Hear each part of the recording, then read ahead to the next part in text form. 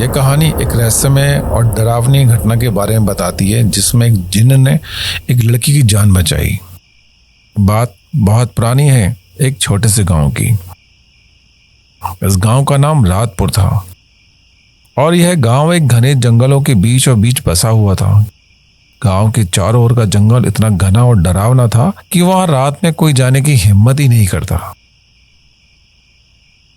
लोग कहते थे कि इस जंगल में एक जिन्न का वास है जो सैकड़ों सालों से यहाँ रह रहा है, लेकिन असली डर का कारण कुछ और था। एक रहस्यमयी भूतिया शक्ति जो हर उस व्यक्ति का पीछा करती थी जो रात में जंगल में घुसने की हिम्मत करता था। रेहा एक साहसी और निडर लड़की थी। उसने कभी भी भूत प्रेतों की कहानियों पर विश्वास नहीं किया था, लेकिन उसके साथ जल्द ही कुछ ऐसा होने वाला था जो उसकी सोच को पूरी तरह से बदलने वाला था। एक रात जब पूरा गांव गहरी नींद में था, रेहा ने अपने नए घर की खिड़की से बाहर झांका। बाहर चांदनी रात थी और जंगल से कुछ अजीब अजीब सी आवाजें आ रही थी। रेहा के मन में जिज्ञासा जाग उठी। वह जंगल में जाने का फैसला कर बैठी, यह देखने के लिए कि आखिर वहां क्या हो रहा है। रेहा ने एक टॉर्च उठाई और धीरे धीरे अपने घर से बाहर निकल आई। उसने बिना किसी को बताए जंगल की ओर कदम बढ़ाया। जैसे ही वह जंगल के अंदर पहुंची, एक अजीब सी ठंडक ने उसे घेर लिया। पेड़ों की शाखाएं एक अजीब सी आवाज कर रही थी और हर कदम के साथ उसे लग रहा था कि कोई उसे देख रहा है।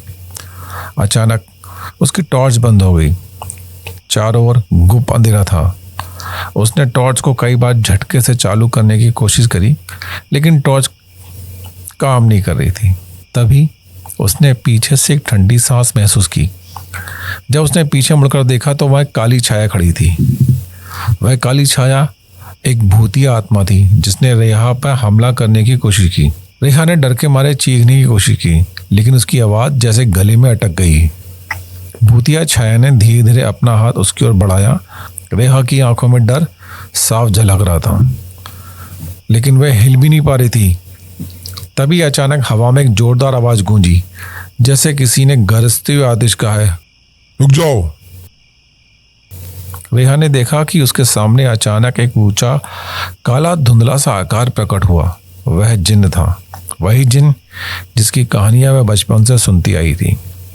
उसके काले लंबे कपड़े हवा में उड़ रहे थे और उसकी आंखें अंगारे जैसी लाल चमक रही थी। जिन्न ने उस भूतिया छाया की ओर देखा और जोर से चिल्लाया, ये लड़की मेरी है, इसे छूने की हिम्मत मत करना। भूतिया आत्मा ने एक डरावनी हंसी में जवाब दिया, ये लड़की अब मेरी है और अब मैं इसे जाने नहीं दूंगा। यह कहते हुए भूतिया आत्मा ने जिन्न पर हमला कर दिया, लेकिन जिन्न ने अपने हाथ से एक रोशनी का गोला फेंका जो सीधा उस आत्मा से टकराया। आत्मा दर्द से चीखते हुए पीछे हट गई। जिन्न और आत्मा के बीच भीषण लड़ाई हुई। पेड़ हिलने लगे और जमीनें कांपने लगी। रेहा को समझ नहीं आ रहा था कि वह क्या करे। उसने बस चुपचाप खड़े होकर यह अद्भुत और डरावनी लड़ाई देखी। जिन्न ने अपनी सारी शक्ति का इस्तेमाल किया और आखिरकार उसने उस भूतिया आत्मा को एक जोरदार प्रहार से पूरी तरह से खत्म कर दिया। आत्मा एक आखिरी दर्द भरी चीख के साथ गायब हो गई और उसके साथ ही जंगल में छाया अंधेरा भी छट गया। लड़ाई के बाद जिन्न ने रेहा की ओर देखा। उसकी लाल आंखों में अब एक नरम चमक थी और उसने रेहा से कहा, डरो मत, मैं तुम्हारा कोई नुकसान नहीं पहुंचाना चाहता। तुमने इस जंगल में आकर बड़ी गलती की, लेकिन मैंने तुम्हें बचा लिया। अब जाओ और इस जंगल में दोबारा कभी मत आना। रेहा ने कांपते हुए सिर हिलाया और वापस गांव की ओर भागी।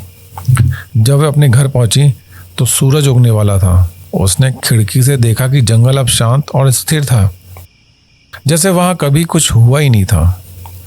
अगले दिन रेहा ने गांव वालों को पूरी घटना बताई, लेकिन किसी ने भी उसकी बातों पर विश्वास नहीं किया। लोगों ने उसे समझाया कि यह जरूर कोई सपना देख रही होगी, लेकिन रेहा जानती थी कि वह सपना नहीं था। वह जानती थी कि उस रात जिन्न ने उसकी जान बचाई। उसने फैसला किया कि दोबारा कभी जंगल की ओर नहीं जाएगी, लेकिन हर बार जब वह रात में चांदनी देखती, उसे उन लाल आंखों की याद आ जाती जो किसी रहस्यमय ताकत से उसकी रक्षा कर रही थी। रेहा को पता था अब वो अकेली नहीं थी। जंगल में एक रहस्यमय जिन्न था जो उसकी सुरक्षा का वचन दे चुका था। रेहा के मन में डर और रहस्य का एक अनोखा मिश्रण बन रहा था। वह जानती थी कि जिन्न ने उसकी जान क्यों बचाई है। यह सवाल हमेशा उसके मन में रहेगा, लेकिन वह खुश थी कि उससे एक अदृश्य संरक्षक मिल गया है जिसने एक बुरी आत्मा को मारकर उसकी रक्षा की।